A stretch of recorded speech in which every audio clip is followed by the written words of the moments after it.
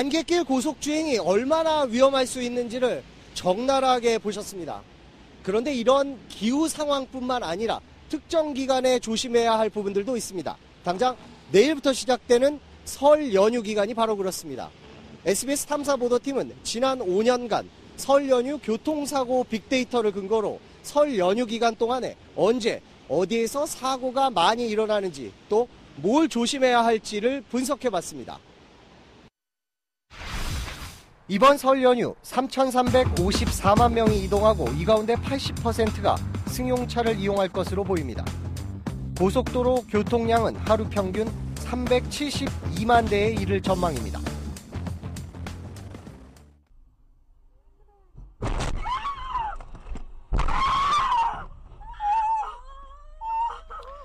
하지만 이동 차량이 많고 장거리 운전을 모처럼 하다 보니 교통사고가 끊이지 않습니다.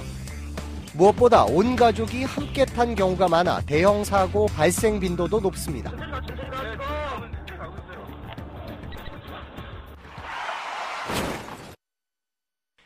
SBS 탐사보도팀은 정보공개 요청으로 확보한 경찰청 통계 가운데 최근 5년간 설 연휴 교통사고 데이터 만여 건의 특징을 분석해봤습니다. 그런데 평소 사고 다발 지역이 아닌 곳에서 설 연휴 기간 동안에만 유독 사고가 빈발하는 구간이 적지 않게 발견됐습니다. 평소에는 사고가 나지 않은 곳입니다만은 이곳이 명절 때는 왜 그럴까? 어떨 때는 반 잔다고 봐야 돼. 그냥 흔들흔들하고 가니까. 여기는 인식하지 못하지만 실제적으로 몸은 피곤한 경우가 있거든요. 온 가족을 태우고 오랜 시간 운전해야 하는 설 연휴. 평소와 달리 유독 설 연휴에 사고가 빈발하는 마의 구간은 어디이고 마의 시간은 언제인지 분석해봤습니다.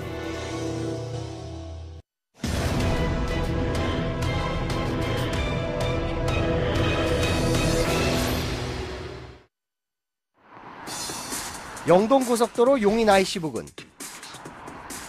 양지터널을 빠져나와 용인 휴게소까지 약 5km에 걸쳐 긴 직선 구간이 이어져 있습니다. 2차선으로 이루어진 터널 2개를 나와 차선이 4개로 넓어지면서 시야도 트이고 급커브가 없기 때문에 운전이 어려운 곳은 아닙니다. 네, 양지터널에서 용인 휴게소까지 구간인데요. 평소에는 사고가 나지 않은 곳입니다만은 그런데 최근 5년간 설 연휴 때마다 이 구간에서는 잇따라 교통사고가 일어났습니다. 비슷한 특징을 가진 곳이 또 있습니다. 중부고속도로 하남 요금소를 지나면 직선 구간과 완만한 곡선 구간이 이어집니다. 이곳 역시 평소엔 사고 다발 지역이 아니지만 유독 설 연휴 기간에 사고가 자주 났습니다. 평소의 안전지대가 설 연휴에만 위험지역으로 바뀐 이유가 뭘까? 이 구간들은 시야가 탁 트이고 급커브가 없기 때문에 운전이 그다지 어렵지 않습니다. 취재진은 장거리 운전에 익숙한 버스와 화물차 운전자에게 이런 직선 구간 운전에 대해 물어봤습니다.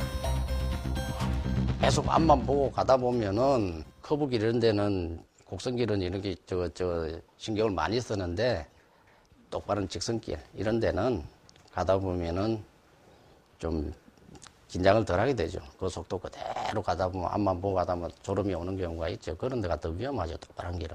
곡선 같은 데 아무래도 조금 신경 더 쓰이니까 좀 덜하고 그냥 직선거리 이런 데는 꼬불꼬불하게 길이 좀 좋을수록 아무래도 좀 더 하죠.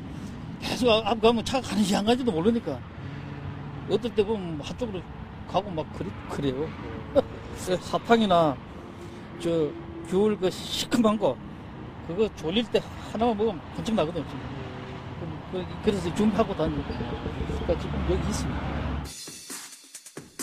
급커브 지역보다 장애물 없는 직선 구간을 갈 때 더 위험하다는 이야기인데 실제로 그런지 표준과학연구원에서 실험을 통해 확인해봤습니다. 실험자에게 뇌파와 심전도, 피부 온도 등을 재는 장비를 착용시킨 뒤 시뮬레이션 장비를 이용해 직선 구간과 곡선 구간이 반복해서 나타나는 고속도로를 1시간가량 달리게 했습니다. 예를 들어서 뇌파라든지 심전도라든지 근육의 피로라든지 뭐 이런 것들을 이용을 해서 그 운전자의 피로를 측정하고 있는 겁니다. 뇌파는 크게 알파파와 베타파, 세타파와 델타파로 나뉘는데 이 중 완전한 수면 상태에서는 델타파, 졸음이 올 때는 세타파 비중이 늘어납니다. 실험 결과 곡선 구간보다 직선 구간에서 세타파가 17% 더 높아졌습니다. 특히 운전을 오래 할수록 이 격차는 더욱 커졌는데 장시간 운전을 하게 한 뒤 비교해봤더니 직선 구간을 운전할 때의 세타파 비중이 곡선 구간을 달릴 때보다 23% 더 많았습니다. 결국 일반적인 예상과는 달리 운전이 어려운 곡선 구간보다 직선 구간에서 피로감이 더 높아지는 게 확인된 겁니다. 세타파는 사람이 졸릴 때 나타나는 거고요. 1시간 정도 운전을 했을 때 긴장감이 떨어지고 베타는 줄어들고 그리고 긴장감이 떨어지면서 약간의 졸음이 오기 때문에 세타파가 증가를 하게 되는 것입니다. 이 때문에 버스나 화물차 운전자들은 1시간 반에서 2시간 간격으로 휴식을 취하고 직선 구간에선 더욱 주의를 기울입니다. 하지만 설 연휴 기간에 모처럼 장시간 운전에 나서는 귀성객들은 이런 피로에 취약할 수밖에 없습니다. 평소 교통사고 다발 구간이 아닌데도 설 연휴에만 유독 사고가 많은 직선 구간은 전국 여러 곳에 존재했습니다. 경부고속도로 서울 방향 335km에서 345km까지 10km 구간, 설 연휴 거의 매년 사고가 발생한 김천 JC에서 황간터널 구간도 마찬가지입니다. 전라남도 순천과 부산을 잇는 남해고속도로, 대전과 경남 통영을 잇는 고속도로에서도 이런 구간을 확인할 수 있었습니다. 이들 직선 구간은 장거리 운전에 익숙하지 않은 귀성객들의 피로감과 사고 가능성을 함께 높이는 마의 구간이 되고 있습니다. 일반적으로 직진 구간을 운전을 할 때는 그 운전자들이 주의를 좀 덜 하게 됩니다. 그래서 많이 이제 그 긴장을 하지 않고 운전을 하기 때문에 사고가 많이 일어나는데, 게다가 이런 직선 구간은 설 연휴 특유의 상황이 더해지면 더 위험해질 수 있는데 정체 구간을 지난 뒤 갑자기 소통이 원활해질 때가 그런 때입니다. 이때 대부분의 운전자들은 앞차를 따라 속도를 급하게 올리게 됩니다. 정체가 되다가 갑자기 또 뚫리면 보상심리가 좀 발동을 하니까 아무래도 좀 속도를 내게 되고요. 그런 약간 불안정한 상황이 조금 이제 발생될 수 있는 거죠. 약간 운전하면서 지정체 때문에 지쳤던 운전자가 집중력이 좀 떨어지는 상황에서 이제 추돌 사고나 이런 걸 좀 할 경우가 많죠. 긴 직선 구간 뒤 휴게소나 나들목이 있을 경우에는 대형 사고 위험이 크게 높아집니다. 이른바 위빙 현상 때문입니다. 위빙 현상이란 나들목이나 휴게소 출입 때문에 한쪽 차선에 긴 정체가 생기면 정체 차선으로 끼어드는 차량과 중앙차로로 나오려는 차량들이 엉키는 걸 말합니다. 큰 사고들이 날 수 있는 환경은 이제 정체가 발생되는 제일 후미 구간에서 이제 막 높은 속도로 달려오는 차량이 앞을 제대로 보지 않은 상태에서 갑자기 서행 차량이나 정지한 차량을 발견하는 경우에는 미처 제동을 하기 시간적 여유가 없어서 장거리 운전에 따른 몸의 피로감을 스스로 정확히 인식하지 못하는 부분도 주의해야 할 대목입니다. 굉장히 많이 피곤을 해서 몸 자체가 어디가 쑤신다든지 아프다든지 뭐 이런 것들이 느끼기 전에 제일 먼저 자기는 인식하지 못하지만 실제적으로 몸은 피곤한 경우가 있거든요. 운전자 스스로 쌓인 피로감을 인식하지 못할 땐 동승자들이 챙겨야 합니다.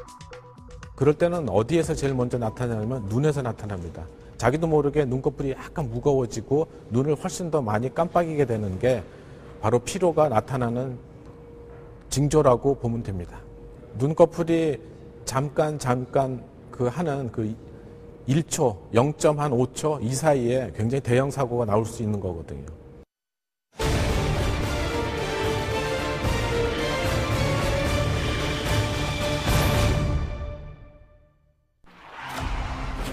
교통사고는 밤낮에 가리지 않고 일어납니다. 설 연휴도 다르지 않습니다. 사고가 일어난 건 오전 7시쯤. 서울 올림픽대로에서 승용차가 중앙분리대를 넘으면서 마주오던 승용차를 들이받아 어제 저녁 6시쯤 경부고속도로 부산 방향 부선화들목 부근에서 통근버스가 앞서가던 화물차와 승용차를 잇따라 들이받는 6중 추돌 사고가 났습니다. 그런데 설 연휴 교통사고 만여 건을 시간대별로 구분했더니 조금 특이한 점이 발견됐습니다. 경부고속도로 천안 부근. 최근 5년의 설 연휴 기간 동안 불과 5km 구간 내에서만 잇따라 사고가 일어났습니다. 그런데 사고 발생 시간대가 눈길을 끕니다. 평소에는 저녁이나 새벽에 사고가 날 경우가 많은데 유독 설 연휴에만 사고의 절반 이상이 오후 2시와 4시 사이에 몰렸습니다. 특별히 이 구간에서는 평소에 사고가 발생하지 않고 있습니다. 이것뿐 아니라 설 연휴 기간 동안 발생한 전체 교통사고도 비슷한 경향을 보였습니다. 평소 저녁 7시에서 9시 사이에는 교통량도 많고 갑자기 어두워지면서 원래 사고가 많아질 때지만 평소엔 사고가 적은 오후 2시에서 4시 사이가 유독 설 연휴 기간에는 사고 빈도가 높아지는 겁니다. 전문가들은 우선 장거리 운전에 익숙하지 않은 운전자들이 식사 후 졸음이 오는 상황에서 운전을 계속하다 사고를 내는 것으로 분석합니다. 12시, 2시 사이에 식사 후 뭐 졸음운전이랄지 아니면은 이제 지정차에 따른 어떤 지친 운전자들의 어떤 운전 행태 이런 부분이 반영된 걸로 보입니다. 또 휴게소 등에서 식사를 마친 사람들이 이 시간대에 몰리면서 지체와 정체가 반복되는 도로 상황도 사고에 영향을 주는 것으로 분석됐습니다. 정체가 되다가 다시 뚫리게 되면은 아무래도 보상 심리가 발동해서 이제 조금 속도를 내게 되는 그런 현상이 되고요. 반대로 또 속도가 나다가 이제 정체가 되게 되면 또 주의력이 조금 이제 떨어져서 뭐 추돌 사고 같은 걸 내는 경우가 이제 있을 수 있습니다. 설 연휴 오후 2시에서 4시 사이는 또 다른 측면에서 마의 시간대였습니다. 설 연휴 교통사고 가운데 사망자와 부상자가 생긴 큰 사고만을 가지고 시간대별로 분석해봤습니다. 최근 5년간 설 연휴 발생한 시간대별 교통사고 사상자 숫자를 평소와 비교한 그래프를 보면 오후 2시와 4시 사이에 평소보다 사상자 숫자가 39% 증가한 게 눈에 띕니다. 결국 설 연휴 기간 중엔 오후 2시부터 4시 사이가 사고도 많고 사고 규모도 크다는 얘기입니다. 평상시에는 출퇴근 시간대에 그 교통사고가 뭐 단연코 많습니다만은 설 연휴는 이제 특징적으로 낮 시간대에 좀 많고요. 아무래도 이제 교통량하고 관련이 있다고 보여집니다. 그러니까 최근 들어서는 이제 실시간 교통 정보를 반영하는 내비게이션 프로그램이 이제 크게 이제 확산되면서 실제로 과거의 교통체증을 피한 어떤 새벽 시간대 운행 자체가 낮 시간대로 이전해 갔기 때문에 그게 풀이됩니다. 고속도로를 제외한 도로에서 일어난 9천여 건의 설 교통사고 사고 지점을 나타낸 지도입니다. 설 연휴 기간 동안 도심 교통량이 크게 줄어 사고도 감소하지만 연휴 마지막 날이 되면 평소 못지않은 도심 사고가 일어납니다. 귀성길과 귀경길, 목적지 주변에 거의 다 왔을 때가 또 한 번의 고비인 겁니다. 자기 집 주변에 의외로 사고가 발생할 수 있는 환경이 되거든요.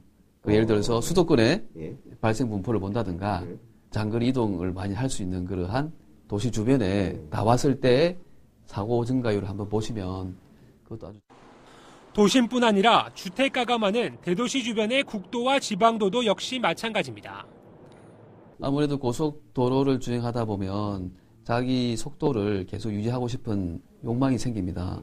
그런데도 불구하고 간선도로나 지방도로로 떨어진 경우에도 계속 그 속도를 유지하고 싶은 욕망으로 인해서 사고 가속은 조금 더 발생할 수 있고 거의 다 왔다라는 생각으로 쉬지 않는 심리도 사고 발생에 한몫할 수 있습니다.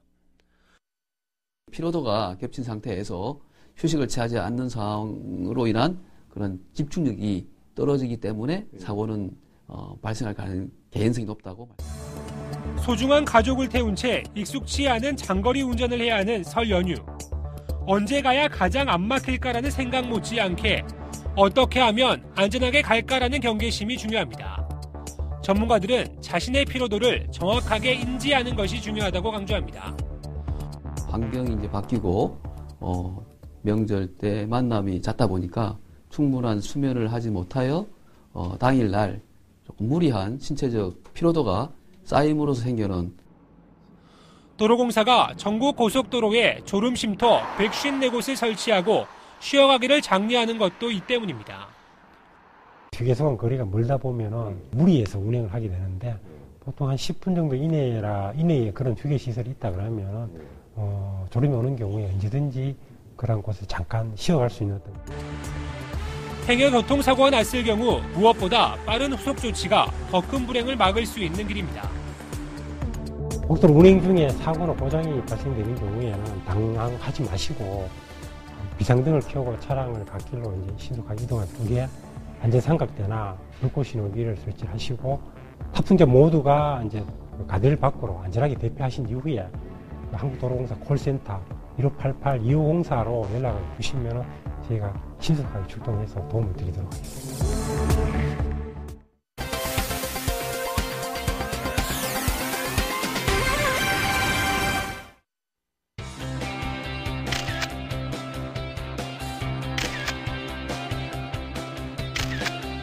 사진에는 저마다 슬프고 즐거웠던 누군가의 이야기가 담겨져 있습니다. 추억의 한 장면이 됐잖아요. 하나의 추억이 또 만들어졌고 저희한테는 엄청난 추억이 될 것 같습니다.